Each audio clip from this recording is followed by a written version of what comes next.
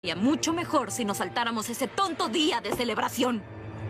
Feliz día de la víspera, lo dicen Con por ahí. canciones y todo, ¿no? Feliz día de la fogata, no me hace feliz. Esa voz que Tanto lo tiene. dicen que ya nada significa. ¿Por qué me debo unir si yo puedo intervenir? Todos aman este día singular, pero estarían mejor si no De existiera ley que tenía que tener varias más. canciones.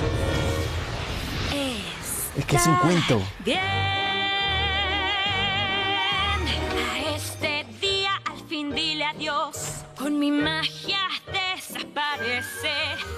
Es un regalo Doblaje que yo les God, doy, ¿eh? y todo el mundo Doblaje lo God. agradece. No habrá un juego más que puedas jugar.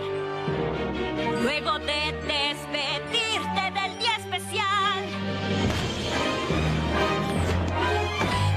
Adiós a la víspera. Le queda muy bien ser El día villana. de la fogata, Las pues, expresiones nunca que existió. tienen son geniales. Pero al fin de estas absurdas fiestas no tendrás que ir a una fiesta como esa. Ahora el calendario más corto será. En un simple día cambiará.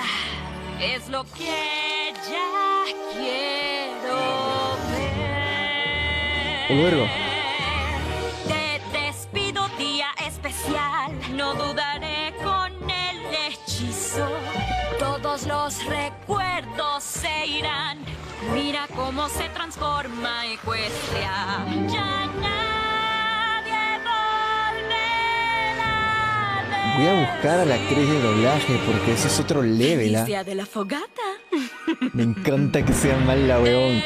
Me encanta que sea mala.